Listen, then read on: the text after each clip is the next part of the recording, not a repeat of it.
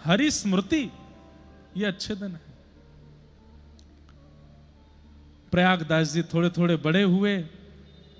एक दिन अपनी माँ से बोले, माँ मैं बाहर जाता हूं बगीचे में बच्चों के साथ खेलने। सब बच्चे बोलते हैं हम अपनी बुआ के यहाँ जा रहे हैं, कोई कहता हम अपनी मामा के यहाँ जा रहे हैं, कोई कहता हम अपनी नानी नाना के यहाँ जा रहे हैं। और आज तो मैया सब बालकों के हाथ यहाँ यहाँ तक भरे हुए थे। मैंने पूछा ये क्या पहन के आए हो? तो सब बोले राखी हैं, हमारी बहनों ने पहनाई है। माँ मेरे हाथ में राखी क्यों नहीं है? मेरी बहन कहाँ है? और मेरे बुआ फूफा दादी दादा नानी नाना ये सब कहाँ हैं? कोई भी क्यों नहीं है हमारे घर में? बालवत चेष्टा अति अद्भुत होती है बंधु। अगर बालक के बालवत समय पर उसके चित्त में भक्ति का संचार कर दिया जाए तो वही मीराबाई बन जाती है, वही मामा प्रयागदास बन जाते हैं।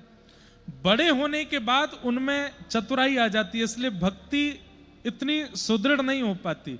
बालक जब होते हैं ना, बहुत सहजता में समझ जाने वाले, उस अवस्था में यदि भक्ति का संचार कर दिया जाए। अब मीराबाई को श्याम सुंदर कैसे मिले? छोटी सी मीराबाई बारात देख करके बोलती, मैया ये क्या है? बोले बारात है। ये घोड़ी पर कौन बैठा? बोले ये बींद है, दुल्हा है, एक दुल्हन से ब्याह करने आया, उसको संग ले जाएगा। अच्छा मैं भी किसी दिन दुल्हन बनूंगी? बोले हाँ। मेरा भी बींद आएगा? बोले हाँ। ऐसे ही आएगा? बोले हाँ। मेरा बींद कब आएगा?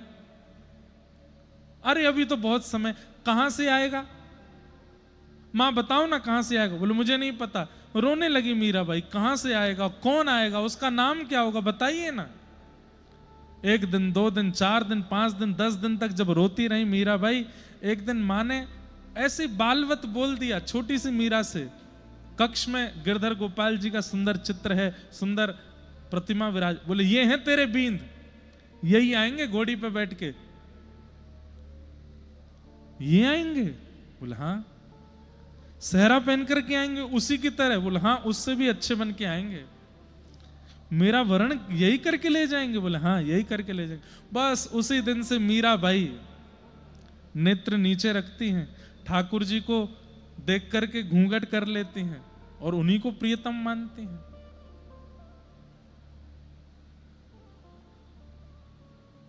और वही स्थिति ले गई मीराबाई को वहां तक। सपनामा वर्णा दीनानाथ, 56 कोटा जना पधार्या, दुल्हो श्री ब्रजनाथ। ठाकुर जी दुल्हा बनकर के आए मीराबाई को लेने के लिए। वो कथा तो पूरी बड़ी है, पर बाल चेष्टा, बाल स्थिति ऐसी होती है कि उस समय में यदि भक्ति का संचार कर दिया जाए तो बालक परम भागवत हो जाता है। मामा प्रयागदास जी, मामा तो बाद में बने, पहले तो ये इनका नाम पहले प्रयाग दत्त था, प्रयाग दत्त। माँ ने कहा बेटा तू क्यों रोता है? मेरी बहन कहाँ है मैया? मुझे राखी क्यों नहीं पहनाई? सब बालकों के हाथ में राखी, सबके परिवार हैं, मेरा परिवार क्यों नहीं है? तो माँ ने छोटे से प्रयागदास जी को गोद में लेकर के कहा तेरी बहन है ना, कहाँ है? उसका ब्याह हो गया है, बड़े कुल में ब्याह हुआ है, बड़े नगर में रहती है, राजा की पत्नी बन गई है, इतना अवकाश नहीं होता उसको आने का घर पे, वो बड़े नगर। अच्छा कौन सा नगर है? बोले अयोध्या नगर है। अच्छा हमारे जीजाजी कौन है? बोले जीजाजी राघवेंद्र सरकार, राम जी तुम्हारे जीजाजी हैं। अच्छा मेरी बहन का नाम क्या है? वो तुम्हारी बहन का नाम सियाजू है। सियाजू मेरी बहन है? बोले हाँ वही तुम्हारी बहन है।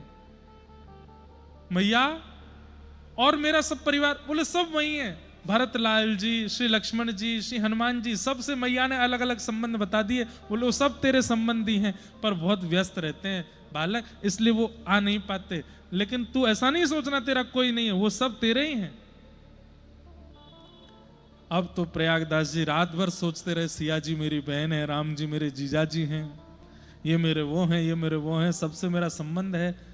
सुबह उठते ही मैया के पीछे पड़ गए। बोले मैया बहन नहीं आ सकती, बहुत व्यस्त है, पर मैं तो बहन के पास जा सकता हूं ना। मां बोली अब ये तूने नई रट लगा ली, अब तो प्रयागदास जी रोने लगे, नहीं नहीं माँ मैं जाऊंगा, अपनी बहन से मिलने जाऊंगा। और ये कोई बात थोड़ी होती है कि ब्याह हो गया, बड़े कुल में ब्याह हो गया तो अपने भैया को भूल जाएगी, अपनी मैया को भूल जाएगी, कभी आएगी नहीं। रक्षाबंधन पर सब भाइयों की बहन आती, मेरी बहन नहीं आएगी, मैं डांट के आऊंगा बहन को, मैया मैं तो जाऊंगा। इतनी हट करने लगे कि माँ ने अंत में कहा ठीक है जा, तू अयोध्या चला जा, वही है तेरी बहन। माँ ऐसे कैसे चला जाऊं, कुछ तो बना के दो। माँ को जबरदस्ती रसोई में लगे, कुछ बना के दो, कुछ सामग्री दे दो। माँ ने कुछ सामग्री बनाई, सामग्री बना करके दे दी और बस मन ही मन सोचने लगी, हे राघव जी मेरे पुत्र का ध्यान रखना, ये निकल तो गया है, मैंने इसको समझा तो दिया है, जितनी मेरी इच्छा थी, जितनी मेरी योग्यता थी उतना इसको मैंने कर तो दिया है, बस आप संभाल लेना इसको। निकल गए प्रयागदास जी अयोध्या के लिए। अयोध्या आए, मां से पूछा था अयोध्या नगरी तो बहुत बड़ी होगी, मेरी बहन कहाँ रहती है, कोई जगह बता दो। तो मां ने कह दिया था कनक भवन में है तेरी बहन। सीधे कनक भवन में बिहारिणी जी के दर्शन करने के लिए गए और वहां जाके पुजारी जी से पूछने लगे, जय सिया राम। बोले जय सिया राम। बोले कहो भैया, हम जनकपुर से आए हैं, प्रयागदास हमारा नाम है, जानकी जी के छोटे भैया हैं, आप उनको मिलवा दीजिए, बोल दीजिए कि मैं उनका भाई हूं, राखी बंधवाने आया हूं। पुजारी जी बोले सामने युगल सरकार विराज रहे हैं, दर्शन करो। बोले इनके तो दर्शन मैंने कर लिए, इनको तो मैंने प्रणाम कर लिया, पर वो जानकी जी कहां है? बोले वो जानकी जी बैठी तो है सामने। अरे ये वाली जानकी जी नहीं, ये तो हिल भी नहीं रही, बोल भी नहीं रही, चल भी नहीं रही, उठ भी नहीं रही, स्पष्ट बैठी हैं। ये वाली नहीं, वो वाली जानकी जी, ये तो उनका प्रतिमा स्वरूप है, वो चलती फिरती हैं, वो बोलती हैं, उनसे कह दीजिए मैं आया हूं, मुझे राखी पहना दें। बंधुओं विचार करके देखो, आज भी अगर कोई ऐसा कहे तो आप लोग क्या करोगे? हाँ भैया ठीक है तो बैठ जाओ, अब इससे क्या मूड मारे, पागल आदमी है, कह रहा है कि जानकी जी को बुलाओ। यही उस समय हुआ। पुजारी जी ने कहा दर्शन करो, प्रसाद लो, चलते बनो यहां से। बहन मिलेंगी तुम्हारी शिकायत करूंगा मैं उनसे, मिलने नहीं दे रहे हो मुझे। बाहर जाके किसी से बोले मेरी बहन जानकी जी कहाँ है? कोई मंदिर बता दे, कोई मंदिर बता दे। मंदिरों में जाकर के ठाकुर जी के विग्रह को देखकर रोने लग जाएं। विग्रह से नहीं मिलना है, मुझे प्रत्यक्ष मिलना है, वो मेरी बहन है, मेरी माँ ने कहा कि वो मेरी बहन है। हनुमानगढ़ी गए, हनुमान जी के दर्शन किए, वहां खूब रोए, बोले आप तो मेरे संबंधी हैं, मेरी माँ ने बताया, क्यों नहीं मिल रही हैं श्री जानकी जी? हनुमान जी को रो करके जब कहा, एक वृक्ष के नीचे जाकर के इतना रोए, 7 दिन तक ना कुछ खाया ना कुछ पिया, बस सियाजू सियाजू सियाजू, मेरी बहन सियाजू कहते कहते रोने लगे। हनुमान जी महाराज सिया जी के पास गए, बोले कि मैया मुझसे इनका विरह देखा नहीं जा रहा है, आप कृपा करो। सिया जी बोली ठीक है। और एक दिन आया, ढोल नगाड़े ताशे बज रहे हैं, बड़ी बड़ी सहनाइयां बज रही हैं, और महाराज एक व्यक्ति हाथ में सुंदर चमर लेकर के, सुंदर चिन्ह लेकर के और बढ़िया सुंदर वस्त्र पहन करके चलता हुआ और बस सबको सावधान करता हुआ जा रहा है। रघुकुल कमल दिवाकर दशरथ नंदन कौशल्यानंदन जगत प्रतिपालक प्रभु श्री रामचंद्र श्रिया रामजू महाराज पधार रहे हैं, सावधान हो जाओ। सिया रामजू महाराज पधार रहे हैं, सुनते ही प्रयागदास जी के नेत्र खुले। 7 दिन बाद पड़े थे किसी वन में, और तभी नेत्र खोल करके देखा, पोशाक अलग है इन लोगों की जो ढोल बजा रहे हैं, मुख की कांति ऐसा बता रही है कि ये सामान्य लोग नहीं है। जब घोड़ों को देख रहे हैं, चिन्ह रखने वालों को देख रहे हैं, ढोल नगाड़ों का स्वर सुन रहे हैं, ये संसार के ढोल नगाड़े नहीं है, ये कुछ और है। मंगल गीत गाते हुए सखियां चल रही हैं, सुंदर सुंदर वाद्य बजाते हुए बड़े बड़े संगीतकार चल रहे हैं, पुष्प वर्षण करते हुए मानो जैसे गंधर्व चल रहे हैं। और तभी देखते हैं एक श्वेत हाथी सामने आया। उस श्वेत हाथी के ऊपर रत्न जड़ित सुंदर स्वर्ण सिंहासन है, ऊपर सुंदर ठाकुर जी के चमर डोराई जा रही है, सुंदर ठाकुर जी को छत्र रखा गया है। आहा, उस सुंदर सिंहासन के मध्य में सुंदर गादी जी लगी हैं और उस गादी जी पर अत्यंत सुकोमल श्याम वर्ण कांति के श्री राघव जी और बगल में बिल्कुल कंचन वर्ण जैसा है जिनका ऐसी श्री जानकी जी बैठी हैं और मंद मंद मुस्काते हुए इधर उधर देखते हुए चल रहे हैं। जानकी जी का दर्शन करके श्री प्रयागदास जी रुदन करने लगे।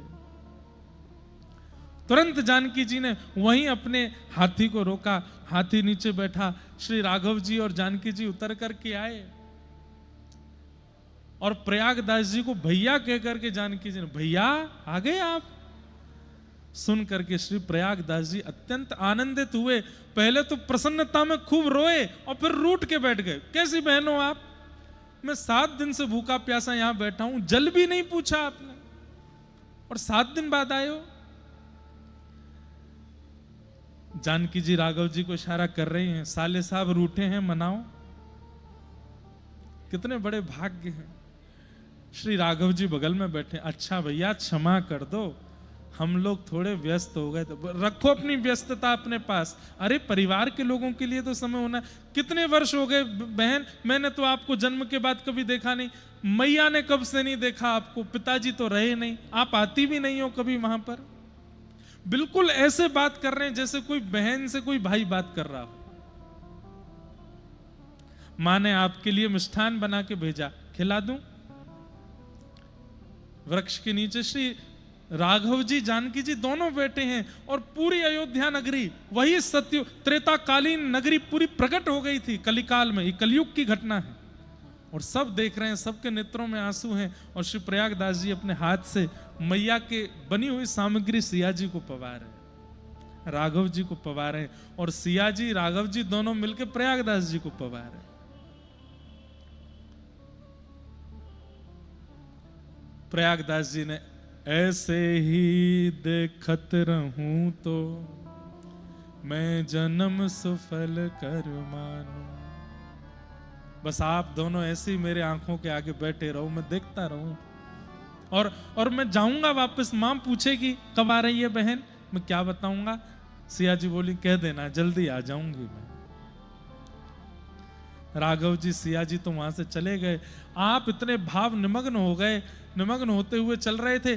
अब जिसको राघव जी का दर्शन हो गया होगा ना, उसके तन की कांति, उसकी बोली चाली वो हमारी जैसी नहीं होगी, वो अलग ही होगी और उसको कोई रसिक ही पहचान सकता है, सामान्य लोग पहचान भी नहीं पाएंगे। तभी सामने से एक रसिक श्री त्रिलोचन जी आ रहे थे, अयोध्या के संत। उन्होंने प्रयागदास जी की स्थिति को जब देखा, तन की स्थिति को देखा, प्रेम के कुछ लक्षण हैं, प्रेम के कुछ लक्षण हैं। भगवत दर्शन के बाद वो लक्षण हमारे अंग में प्रस्फुटित होने लगते हैं। पहला लक्षण, कितनी भी अवस्था हो जाए लेकिन शरीर ऐसा लगेगा जैसे बालवत, बालकों जैसा हो। 70 के हो जाते हैं, 80 के हो जाते हैं महात्मा, लेकिन उनकी वाणी सुनो, उनके पास बैठो, उनके मुख को देखो, ऐसा लगेगा छोटे से बालक हैं क्या। तन का स्पर्श करोगे तो ऐसा लगेगा बिल्कुल नवजात शिशु। प्रेम पुलकित होने लगता है। दूसरा लक्षण होता है वो दुर्गंध विहीन हो जाते, उनमें से दुर्गंध नहीं आती। हमारे व्रज के अयोध्या के ऐसे ऐसे संत कोई क्रीम पाउडर नहीं लगाते, सामान्य जल में यमुना जी में स्नान करते हैं, सरजू जी में स्नान करते हैं, जटा जूट बांधते हैं, चंदन फोटा लगाते हैं, लेकिन कभी जैसी सांसारी लोगों से दुर्गंध आती, उनमें से दुर्गंध नहीं आती। तीसरा, प्रेम पुलकित नेत्र, नेत्र सदा भीगे ही रहते हैं। छोटी छोटी भाव, छोटी छोटी बातों पर नेत्रों से अविरल अश्रुधार गिरने लगती है। चौथा, निरंतर हर संबंध में, चाहे भोजन की स्थिति हो, सोने की स्थिति हो, चलने की स्थिति हो, बैठने की स्थिति हो, पहनने की स्थिति हो, सारी स्थिति कृष्ण संबंधी, राम संबंधी हो जाती है। ये सब चिन्ह हैं उन लोगों के। और आगे की स्थिति तो और विचित्र है, जड़ को चैतन्य समझ के बात करने लगते हैं। ऐसी स्थिति हो जाती है जिनको ठाकुर जी का अनुभव हो जाता है। त्रिलोचन जी पहचान गए कि ये सामान्य नहीं है और उन्होंने जाकर के उनको अपने आश्रम में लाए। और उनसे बस पूछते कैसे, तो वो बताते मेरी बहन जानकी जी ऐसी हैं, मेरे जीजा जी राघव जी ऐसे हैं, भरतलाल जी ऐसे हैं, लक्ष्मण जी ऐसे हैं। त्रिलोचन जी बोले वर्षों हो गए हमको तप करते करते, कभी राघव जी का अनुभव नहीं हुआ। आपकी मैया की थोड़ी सी सीख से आपको साक्षात दर्शन हो गए राघव जी के। उन्होंने प्रयागदास जी को मामा संबोधित किया। तब से पूरे अयोध्या और पूरे विश्व में मामा प्रयागदास उनका नाम। क्यों? श्री जानकी जी को वो बहन मानते हैं। कुछ वर्ष बाद, कुछ दिनों बाद लौट करके वापस गए। मैया ने जैसे ही देखा तो अब प्रयागदास वैसा है ही नहीं जैसा गया था। वही बस चलत राम, बोलत राम, स्मरण राम, सब राम राम में हो गए हैं। लौट करके आए, मां ने कहा पुत्र आगे इतने इतने दिन लगे। पूछा नहीं कि बहन मिली कि नहीं, क्योंकि स्थिति बता रही कि मिल गई है। आकर के केवल दोनों आलिंगन करके, मां ने पुत्र को, पुत्र ने मां को, बस रोते रहे दोनों। मां बहन जी मिली थी, जीजाजी भी मिले थे, और बस कांपने लगा शरीर प्रयागदास जी का। सुनकर के मैया कंपायमान हो गई। और जब ये कहा कि बहन ने कहा है कि मैं जल्दी मैया से मिलने आऊंगी, ये सुनकर के तो प्रयागदास जी की मैया आज रो पड़ी, भाव विह्वल हो गई। तेरे जन्म से सबने मुझे कहा कि ये अभागा है, अपने पिता को खा गया, तुम्हारी संपत्ति खा गया, तुम्हारा सर्वस्व नाश कर दिया। आज हम भिक्षा मांग करके अपना पेट भरते हैं, लेकिन पुत्र आज मैं गौरव से कह सकती हूं कि मैं प्रयागदास की मां हूं, जो जानकी जी को अपनी बहन बना के आया है, उनसे राखी बंधवा के आया है। श्री राम जी जिसके जीजा हैं। सब भाव।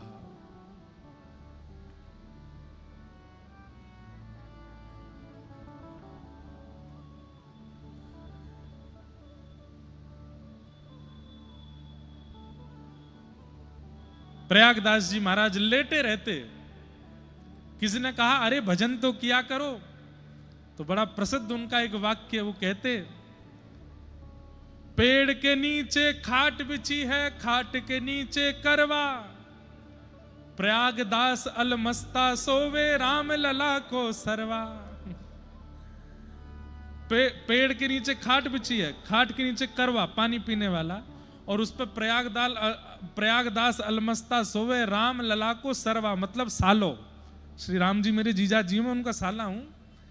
राम जी जिसके जीजा जी हो गए उसको भजन की क्या आवश्यकता है? मेरा सुमिरन हरि करे। अरे मैं हरि का सुमिरन नहीं, हरि मेरा सुमिरन करते, मैं पावा विश्राम। तो प्रसंग हमने क्यों सुनाया? ठाकुर जी जड़ नहीं है, चैतन्य है। उनको जड़वत मानना भी नहीं है कि वो कोई पाषाण है, कोई धातु है। आप पाषाण धातु मानेंगे तो ठाकुर जी सदा पाषाण धातु में ही दिखेंगे। लेकिन एक बार जाइए रामलला के दर्शन करने, और ये बिल्कुल विचार मत कीजिए कि ये पाषाण है। ये सोच के जाइए रघुकुल कमल दिवाकर साक्षात, जिन्होंने हनुमान जी को दर्शन दिए, जिन्होंने सिया जी से ब्याह किया, जिन्होंने लक्ष्मण जी को अनुज बनाया, जिन्होंने रावण का वध किया, जिन्होंने सबरी के बेर खाए, जिन्होंने जटायु का संस्कार किया, ये वही राम जी ठाड़े हैं मेरे सामने। इस भाव से आप दर्शन करने जाओगे, प्रेम पुलकित हो जाएगा, अंग नेत्रों से अश्रुपात होने लगेगा, झूमने लगोगे आप राम जी को देख के। और इन सब के बीच ठाकुर जी के श्री अंग में कुछ गतिविधि का अनुभव भी आपको हो जाएगा। या तो लगेगा ये आंख मटका रहे हैं, या तो लगेगा ये खूब जोर जोर से मुस्का रहे हैं, या तो लगेगा ये इशारा कर रहे हैं। कुछ ना कुछ अनुभूति हो जाएगी। पाषाण मान के जाओगे तो पाषाण से ही लगेंगे, हाथ में बाण, इधर धनुष लेकर के खड़े हैं चुपचाप। श्रीमद् भागवत जी की महात्मा कहती हैं भगवान का प्रथम स्वरूप सत्य है, दूसरा स्वरूप चैतन्य है। जड़ नहीं है ठाकुर जी, चैतन्य है, चैतन्य है ठाकुर जी। और ठाकुर जी का तीसरा स्वरूप क्या है? आनंद। ठाकुर जी आनंद स्वरूप हैं। अरे ऐसो आए सो होवे सो चटक मटक सो ठाकुर, तीनों लोकन हूँ मैं ना। ऐसो चटक मटक सो ठाकुर, तीनों लोकन हूँ मैं। हाँ ऐसो चटक मटक सो ठाकुर, तीनों लोकन हूँ मैं ना। ऐसो चटक मटक सो ठाकुर, तीनों लोकन हूँ। एक बार साकेत धाम गोलोक धाम की एक लीला हुई। साकेत धाम गोलोक धाम में नित्य राम लीला कृष्ण लीला चलती रहती है। तो एक बार कौशल्या जी के मन में आई कि मैं गोलोक धाम जाकर के यशोदा मैया से मिल के आऊं, और श्री यशोदा मैया के मन में उसी समय आई कि मैं साकेत जाकर के कौशल्या मैया से मिल के आऊं। और साकेत और गोलोक में राधा रानी के ठाकुर जी बड़े हैं। राधा रानी के और सियाजू के ठाकुर जी 16 वर्ष के हैं, लेकिन श्री यशोदा जी के और कौशल्या मैया के ठाकुर जी छोटे से ही हैं। अलग लीला चलती है वहां पर। आज सुबह जहां हम कथा करके आए हैं, सुबह भी कथा करके आए हैं हम वृंदावन में कोकिल साईं। वहां के जो महाराज जी थे, सिंधी में महाराज जियों को साईं बोलते हैं, तो कोकिल साईं वो मानसी में कई लीलाओं का दर्शन करते थे। उन्हीं के द्वारा दर्शन की गई लीला है। आज उनका भी जन्मोत्सव है कोकिल साईं जी का, इसीलिए वहां कथा करनी थी हमको। तो राघव जी और ठाकुर जी, ये वाली लीला सुनो फिर गाएंगे इसको हैं, और सब नृत्य करना भाव से। तो कौशल्या मैया के मन में आई कि मैं गोलोक धाम जाकर के यशोदा मैया से मिल के आऊं, और यशोदा मैया के मन में आई कि मैं साकेत जाकर के कौशल्या मैया से मिल के आऊं। दोनों ने अपने लालन तैयार किए, और आज सौभाग्य से दोनों लालनों ने पीत वस्त्र पहने। आज दोनों मैयाओं के मन में एक जैसी भावना आ रही है, एक जैसी माला पहनाई है, एक जैसी पाग बांधी है, एक जैसे सारे श्रृंगार किए हैं। यहां कौशल्या मैया गोद में राम जी को लेकर के, वहां यशोदा मैया गोद में कृष्ण को लेकर के निकल पड़े, और ना वो साकेत पहुंच पाई ना वो गोलोक धाम, बीच रास्ता में ही दोनों मिल गई। कौशल्या मैया और श्री यशोदा मैया ने एक दूसरे को देखा, अरे बहन मैं तो तुमसे ही मिलवे आ रही। यशोदा मैया बोली, मेरे मन में वो आपसे मिलवे की इच्छा आ रही, देखो बीच में ही मिल गए। वहां राघव जी ठाकुर जी को देख रहे हैं, ठाकुर जी राघव जी को देख, दोनों एक ही हैं, एक जैसे हैं बिल्कुल। मतलब अगर राम कृष्ण दोनों खड़े हो जाएं तो आप अंतर नहीं बता सकते। अंतर केवल एक से पता चलेगा, क्या? इनके नयन गंभीर हैं, उनके चपल नेत्रों से पता चल सकता है कि कृष्ण कौन है। कैसे? जिनके धीर गंभीर नेत्र हैं, एक टक देख रहे हो समझो राम जी हैं, और कभी यहां देख रहे हो, कभी यहां देख रहे हो, कभी ऐसे देख रहे हो, कभी ऐसे देख रहे हो, समझो ये ठाकुर जी हैं। बस यही पता कर सकता है, ऐसे ही पता लग सकता है कि ठाकुर जी कौन से, नहीं तो और कोई अंग है नहीं जिससे पता लग सके। सब एक जैसा है। कहां तक कहें घुंघराले केश कहां घूंघुर हो रहे हैं, वो भी एक से हैं दोनों के। हंसते हैं तो आगे की दो दतुइयां भी एक जैसी हैं, होठों की लालिमा भी एक जैसी है, हंसते समय गालों में जो दो गड्ढे पड़ते हैं वो भी एक जैसे हैं दोनों के, कोई अंतर नहीं है, एक जैसे हैं दोनों। यहां कौशल्या मैया की गोद में राम जी, वहां यशोदा मैया की गोद में ठाकुर जी। दोनों ठाकुर जी एक दूसरे को देख करके भी खुश हो रहे हैं, और नेत्रों नेत्रों में ही बात करने, बोले आज आनंद करा दे मैयाओं को। राधा रानी को तो खूब आनंद करायो, सिया जी को तो खूब आज मैया को आनंद करा दें। दोनों बालक छोड़ दिए, वे खेल रहे हैं। यहां मैया आपस में चर्चा करने लगी। शाम हो गई, शाम होते ही मैया बोली, भली मिल गई, मिलती रहा करो आप समय समय पर। बोले हाँ मिलेंगे। अच्छा चलो अब मैं चलूं, वापस जाऊं, आप भी वापस निकलो। दोनों अपने बालकों को लेने गए तो क्या हुआ, अदला बदली हो गई। राम जी चले गए गोलोक धाम, और हमारे वृंदावन के ठाकुर जी चले गए साकेत। गोलोक धाम और साकेत में कंफ्यूजन तो नहीं है ना? जैसे स्वर्ग है, वैकुंठ है, ऐसे ही राम उपासक जहां जाते हैं मुक्ति के बाद वो साकेत है, और कृष्ण उपासक जहां जाते हैं वो गोलोक धाम है। नारायण उपासक जहां जाते हैं वो वैकुंठ है, और पुण्य करने वाले जहां जाते हैं वो स्वर्ग है। और पापी कहां जाते हैं वो तो पता ही है आपको। तो गोलोक और साकेत में सदा कृष्ण लीला राम लीला आज भी चलती है। तो वृंदावन के ठाकुर जी पहुंच गए साकेत और राम जी पहुंच गए गोलोक धाम। अब यहां राम जी पहुंचे जैसे ही गोलोक धाम में पहुंचते ही ठाकुर जी के सब शरारती मित्र आ गए। मधुमंगल, श्रीदामा, तनसुका, मनसुका, धनसुका। मैया ने जैसे ही ठाकुर जी नीचे उतारे, इतने में सबरे सका, है रे लाला, सुबह तो तेरी बाट देख रहे हैं, कहां को चलो गए हो? राम जी तो ब्रजभाषा सुनते ही घबरा गए और उनके मुखमंडल की ओर देखें बड़े चुपचाप। अरे बोल क्यों ना रो, तेरे मुंह में का गुड़ रखो, खोल के दिखा। और ठाकुर जी का मुंह पकड़ के दबा दिया मधुमंगल ने, खोल के दिखा, जरूर गुड़ खा के आयो तभी बोलना है रो। राम जी बेचारे इतने संकोच में कि रोक भी नहीं रहे कि मेरा मुंह में दर्द हो रहा है, मत खोलो। खोल के अरे या के मुंह में तो कछु ना है, फिर काय को ना बोल लो, चल लाला खेलवे चलेंगे। राम जी को पकड़ के ले गए और क्या किया, बोले राम जी को घोड़ा बना दिया, चढ़ गए सबरे ऊपर। और ये दो चोटी बनी हुई है, चोटी पकड़ करके चल मेरे घोड़े, टुक टुक टुक, चल चल चल। राम जी तो बेचारे मोटे मोटे आंसुओं से रोने लगे थोड़ी देर में। क्यों? वहां ठाकुर जी पहुंचे हैं साकेत में, और वहां जैसे ही ठाकुर जी आंगन में पहुंचे, राम जी के सब मित्र आए हैं, हाथ जोड़ करके खड़े हैं।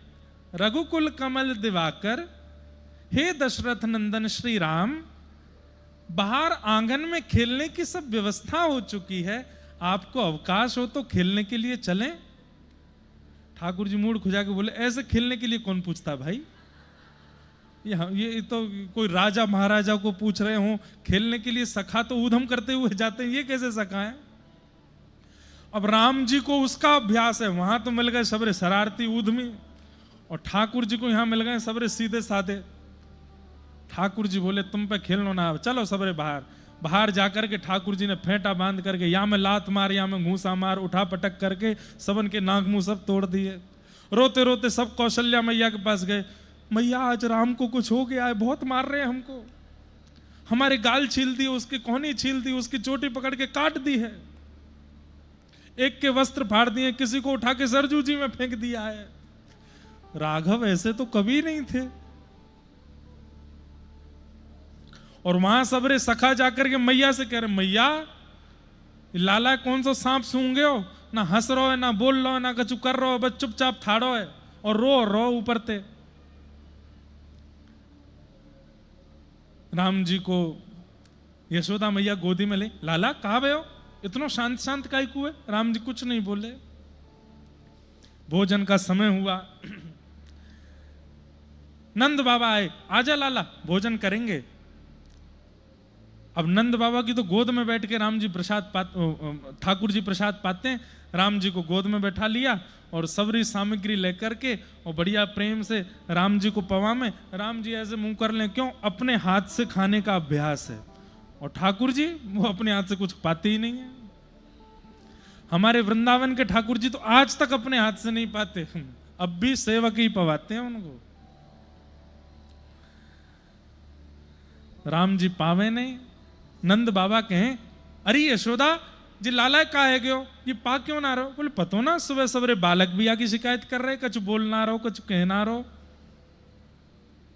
और वहां साकेत में दो चौकी लगी, एक बड़ी चौकी दशरथ जी की, छोटी चौकी राम जी की, बगल में भरत शत्रुघ्न लक्ष्मण जी की भी चौकियां लगी हैं। सब आकर के बैठ गए, राम जी आए ही नहीं अभी तक। दशरथ जी बोले, राघव तो बड़े समय के पाबंदी में रहते हैं, अभी तक आए क्यों नहीं? भरत जी जाओ बुला के लाओ। भरत जी गए, राघव भैया पिताजी बाट देख रहे हैं, प्रसाद के लिए आ जाओ। ठाकुर जी जैसे पीछे मुड़ के देखे तो मुंह पे मिट्टी लगी, हाथ पूरे सन रहे हैं कीचड़ में, सबरे वस्त्र अधर रहे। भरत जी बोले, भैया ये कैसे हाथ पैर धो लीजिए। भरत जी पकड़ के उनको भी कीचड़ में डाल दिया, बोले तू भी चल मेरे संग ऐसे ही। भरत जी संकोच में देख रहे हैं, बोले ये क्या हो गया इनको। आए सीधे लक्ष्मण जी शत्रुघ्न जी सबकी चौकी पर चढ़ते गए और दशरथ जी की गोद में जाके बैठ गए। सामने कढ़ी रखी है, खीर रखी है, सब सामग्री उठा उठा के दशरथ जी की दाढ़ी पर लगाने लगे। कढ़ी से सुंदर सुंदर चिन्ह बनाने लगे, यहाँ पर मिर्च लेकर के कान में घुसाने लगे। दशरथ जी बोले कौशल्या ये क्या हुआ राम को, ये क्या कर रहा है, ये पूरे मेरे वस्त्र बिगाड़ दिए, पूरे मुंह पे मेरे आकृति बना दी। कौशल्या मैया बोली सुबह सब बालक पीटे हैं, कईयों को पकड़ के सरजू जी में फेंक दिया है, ऐसा राम ने कभी किया तो है नहीं। वहां यशोदा मैया ने ठाकुर जी पकड़े, यहां कौशल्या मैया ने अपने लाला पकड़े, और दोनों ने पकड़ करके ध्यान से जब देखा, यशोदा मैया ने देखा दीर्घ गंभीर नेत्र, बिल्कुल चपलता नहीं है, बिल्कुल चंचलता नहीं है। अरे ये कहीं कौशल्या को लाला राम तो नहीं है, राघव। जैसे ही राघव कहा तो राम जी बोले हाँ मैया।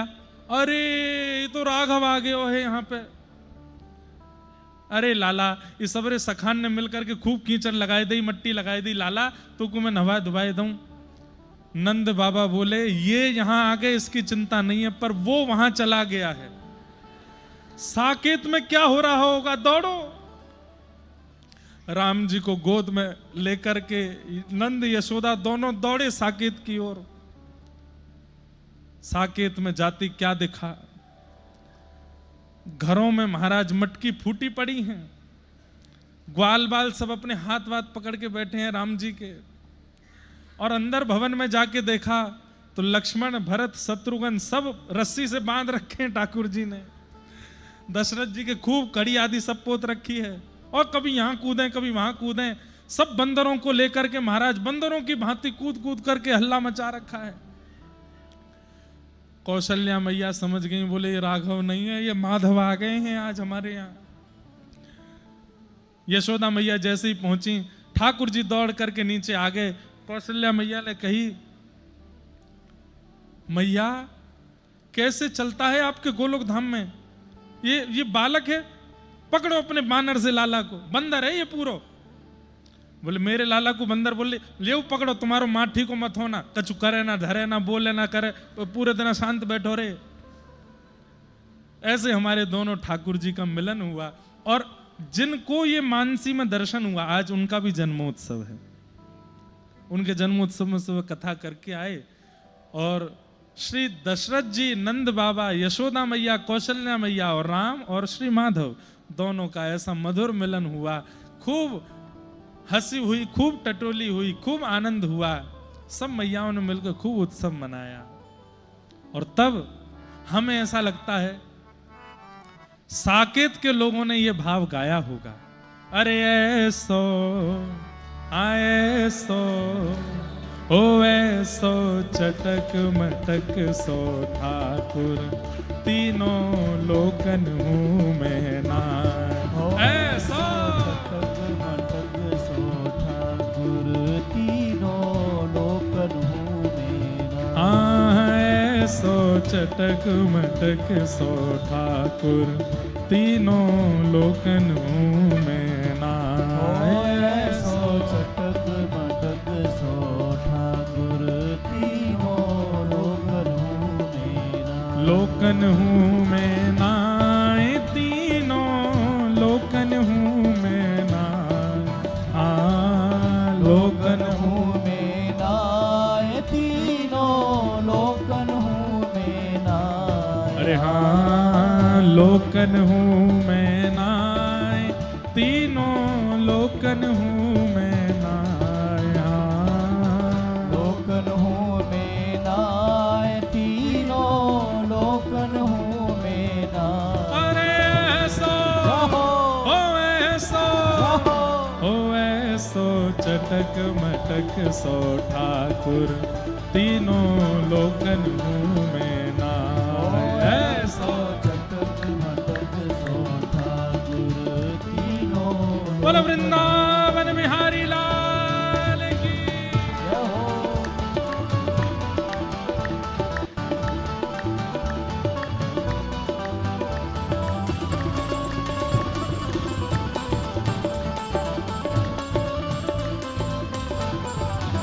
कनक बिहारी बिहारिणी सरकार की।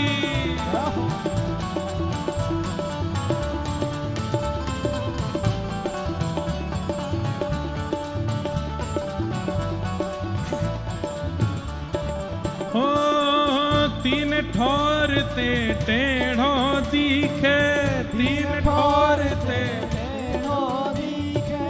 तीन ठोर ते टेढ़ो दिखे, नटकी सी चलगत यह सीखे, नटकी सी चलगत नटकी सी चलगत यह सीखे, नटकी सी और तिरछे नैन चलावे तीखे, तिरछे नैन चलावे तीखे, तिरछे नैन चलावे तीखे,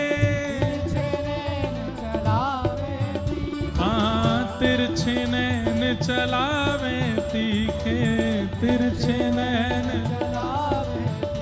ओ तिरछे नैन चलावे तीखे, सब देवन को देव, हाँ सब देवन को देव, हाँ सब देवन को देव, हाँ सब देवन को देव, तो ये व्रज में गारी खाए, हाँ सब देवन को देव, तो ये व्रज में गारी खाए। ओ ऐसा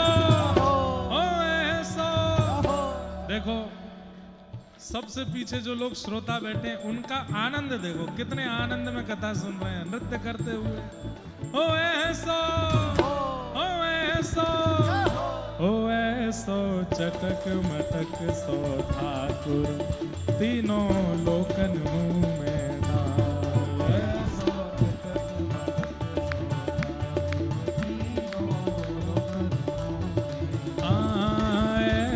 चटक मटक सो ठाकुर, तीनों लोकन मुँह में नाम, ऐसो चटक मटक सो ठाकुर, तीनों लोकन। हे राधे राधे गोविंद गोविंद राधे, राधे राधे गोविंद गोविंद राधे, गोविंद राधे गोपाल राधे, गोविंद राधे गोपाल राधे, हरि गोविंद राधे गोपाल राधे,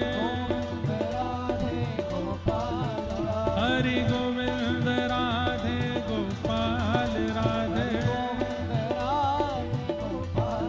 हे भजो हा भजो, हे भजो राधे राधे गोविंद गोविंद राधे, राधे राधे गोविंद गोविंद राधे, हे भजो राधे राधे गोविंद गोविंद राधे, हरि गोविंद राधे गोपाल राधे, हरि गोविंद राधे गोपाल राधे, हरि गोविंद राधे गोपाल राधे,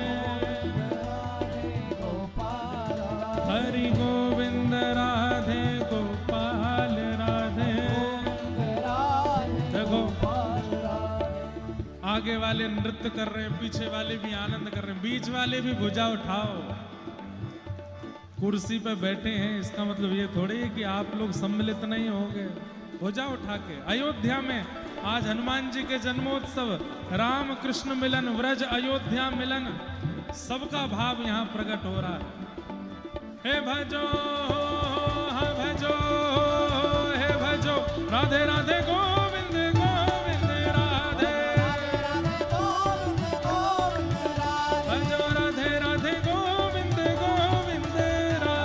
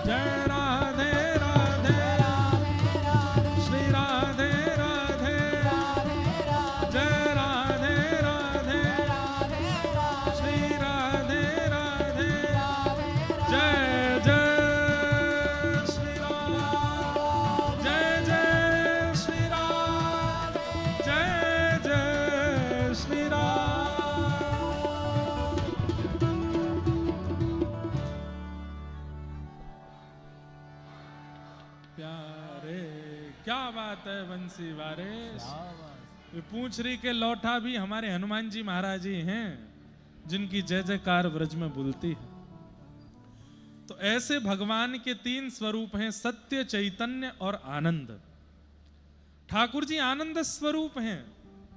दुनिया की सुख समृद्धि सुख देती है, प्रसन्नता देती है, और प्रसन्नता का, सुख का स्वरूप है कि एक समय आने पर वो घटता है। कोई सामग्री खा करके अच्छा लग रहा है तो एक समय के बाद वह अच्छा लगना घटेगा। कुछ देख करके अच्छा लग रहा है, कुछ समय बाद वो देखना भी अच्छा नहीं लगेगा। कुछ पहनने में अच्छा लग रहा है, कुछ समय बाद धीरे धीरे उसकी भी सुख में कटौती आ जाएगी। लेकिन जिसका सुख, जिसकी प्रसन्नता कभी घटती ना हो, उसको आनंद कहते हैं। ठाकुर जी आनंद देते हैं, सुख नहीं। जो मिलकर के बिछुड़ जाए वो सुख है, और जो मिलके कभी ना बिछुड़े वो आनंद है। आप लोग दुनिया के बड़े से बड़े कार्यक्रम कर लेना, लेकिन ये कथा अंतिम श्वास तक याद रहेगी आपको। क्यों? मतलब कथा का मतलब चाहे ये सुनो, चाहे 10 साल बाद कहीं सुनना, चाहे कभी भी कथा सुनना, कथा जो छाप आपके चित्त में छोड़ देगी, वो छाप संसार का व्यवहार नहीं छोड़ सकता, संसार की सुख समृद्धियां नहीं छोड़ सकती। जो अनवरत चित्त में रमण करे वो आनंद, वही श्री कृष्ण है, वही श्री राम है। तो इसलिए भगवान के तीन रूप हैं, सत्य, चैतन्य और आनंद। सच्चिदानंद रूपाय विश्वोत्पत्त्यादि हेतवे, विश्व की उत्पत्ति, पालन और संहार के जो हेतु हैं। तापत्रय विनाशाय, तीन प्रकार के तापों का जो नाश करते हैं। श्री कृष्णाय वयम नमः, ऐसे श्री कृष्ण को हम प्रणाम करते हैं। महात्म की चर्चा आगे की गई, भागवत जी का महात्म सुनाया गया। क्यों भागवत जी महत्वपूर्ण है, इसमें प्रथम भाव बताया, भक्ति, ज्ञान और वैराग्य का स्थापन भागवत जी सुनने से होता है।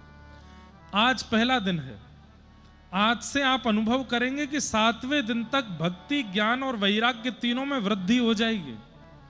जिस स्थिति में आज की भक्ति है, 7वें दिन ऐसी नहीं रहेगी, इससे बहुत ऊपर चले जाओगे। 7 दिन में आप अनुभव करोगे क्रोध घट जाएगा, 7 दिन में आप अनुभव करोगे लोभ घट जाएगा, मोह घट जाएगा। कईयों की तो ऐसी स्थिति हो जाएगी, महाराज जी घर नहीं जाना, आप संग ही ले चलो कथाओं में हमको। इतना मोह भी, लेकिन जाएंगे सब घर ही, कथाओं में कोई रहेगा नहीं। लेकिन 7 दिन की कथा सुनते स्थिति क्या हो जाती है? लोभ घट जाएगा, मोह घट जाएगा, क्रोध घट जाएगा, काम घट जाएगा, सब घट जाएगा, और प्रेम बढ़ जाएगा, भाव बढ़ जाएगा, भक्ति बढ़ जाएगी, ज्ञान बढ़ जाएगा, वैराग्य बढ़ जाएगा, त्यागने की स्थिति आ जाएगी।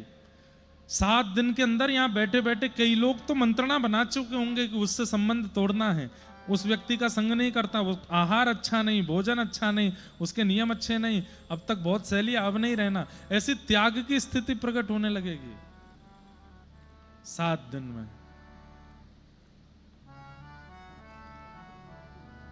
तो भागवत जी के महात्म्य में पहली बात क्या बताई? बोले भक्ति, ज्ञान, वैराग्य का वर्धन करती हैं भागवत जी। दूसरे भाव में बताई कि कितने भी बड़े पाप किए हों, और उन पापों में माता पिता के प्रति द्वेष का पाप भी यदि संतान ने किया होगा, तो मृत्यु के बाद वो प्रेत बनेगा, ये तो निश्चित है। सत्येन हीना पितृमातृ दूषका सप्ताह यज्ञेन कलौ पुनन्तिते। भागवत जी में वर्णन आता है, ये मानवा पाप कृतस्तु सर्वदा सदा दुराचार रता विमार्गगा क्रोधाग्नि दग्धा कुटिलस्य कामिनः सप्ताह यज्ञेन कलौ पुनन्तिते। दुनिया में जितने पाप हैं वो सब किए हों, गलत मार्ग पर जाता हो, गलत संग करता हो, भयंकर क्रोध करता हो, भयंकर काम युक्त क्यों ना हो, अरे कहां तक कहें माता पिता से भी द्वेष करने वाला क्यों ना हो, कथा यदि सप्ताह भावपूर्ण होकर के श्रवण कर ले तो 7 दिन में उसके दोष नष्ट होंगे। ऐसी भागवत जी के महात्म्य की प्रगाढ़ता है, बस वो सुने। भाई पैरासीटामोल खाओगे तो बुखार उतरेगा ही उतरेगा, और दवाई खाने के बाद भी बुखार नहीं उतर रहा है, इसका मतलब क्या है?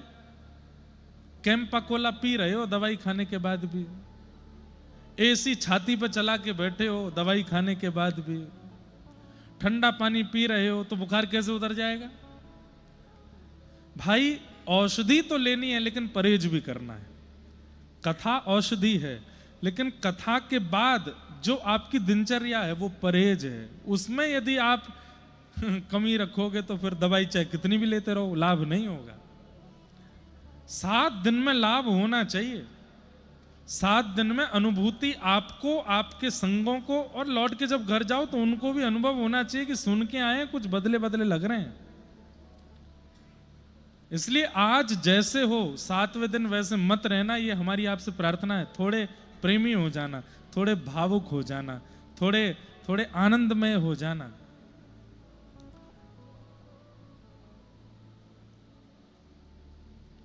एक आत्मदेव नाम के ब्राह्मण थे, कोई संतान नहीं थी। संत की कृपा से इनके यहां पर गौ माता ने एक गोकर्ण नाम के बालक को जन्म दिया, और इनकी पत्नी सहेली के पुत्र को अपना मना करके ले आई। उसका नाम धुंधुकारी रखा गया। आगे चल करके गोकर्ण पंडित ज्ञानी बने और धुंधुकारी महान दुष्ट हुआ, और धुंधुकारी की दुष्टता के कारण मां ने अपने प्राण त्याग दिए, पिता ने वन में जाकर के प्राण त्याग दिए। धुंधुकारी को वैश्याओं ने मार दिया। वो एक महाप्रेत बना जो कि गया श्राद्ध करने से भी मुक्त नहीं हुआ। तब गोकर्ण जी महाराज ने सूर्य नारायण से पूछा कि इतना बड़ा पापी जो प्रेत बन गया हो, गया श्राद्ध से भी मुक्त ना हो रहा हो, उसको मुक्त करने का उपाय क्या है? तब सूर्य नारायण ने कहा कि भयंकर प्रेत योनि में पड़ा हुआ व्यक्ति भी एक उपाय से मुक्त हो सकता है। बोले क्या? श्रीमद् भागवतान मुक्ति सप्ताहम वाचनम कुरु इति सूर्यवचः सर्वै धर्म रूपम तु विश्वतम। भागवत की कथा। तब गांव वासियों ने भागवत की कथा कराई। गोकर्ण जी महाराज ने वक्ता बन के कथा की। 7 दिन में धुंधुकारी मुक्त होकर के भगवत धाम प्रस्थान कर गए। पुनः कथा हुई और उस कथा में समस्त ग्रामवासी भी मुक्त होकर के भगवत धाम को प्रस्थान कर गए। इस प्रकार भागवत जी का महात्म्य सुनाया गया। ऐसे भागवत जी के परम पावन महात्म्य को हम प्रणाम करते हैं, वंदन करते हैं। आज बंधुओं कथा विलंब से थोड़ी प्रारंभ हुई, लेकिन कल से आप सब लोग बिल्कुल समय से आ ही गए थे। आज भी, कल भी आ जाइएगा। बाहर कितने भी सूर्य नारायण भगवान तप रहे हों, लेकिन भीतर बहुत बढ़िया माहौल है। आप लोग कम भोजन कीजिएगा, भोजन कम भजन ज्यादा, इस पर ध्यान दीजिएगा। अयोध्या नगरी में आप लोग बैठे हैं, सरजू जी के तट पर बैठे हैं। श्री हनुमान जी महाराज की शरण, श्री राघव जी की शरणागति यहाँ हो रही है। ऐसे ऐसे दिव्य संतों की शरण में हम हैं, खूब आनंद होगा। आज श्री हनुमत जन्मोत्सव का पावन दिन है। हनुमान चालीसा गाते हुए आज की पावन कथा को हम विश्राम की ओर लेते हैं। श्री गुरु चरण सरोज रज निज मन मुकुर सुधार, वर्णो रघुवर विमल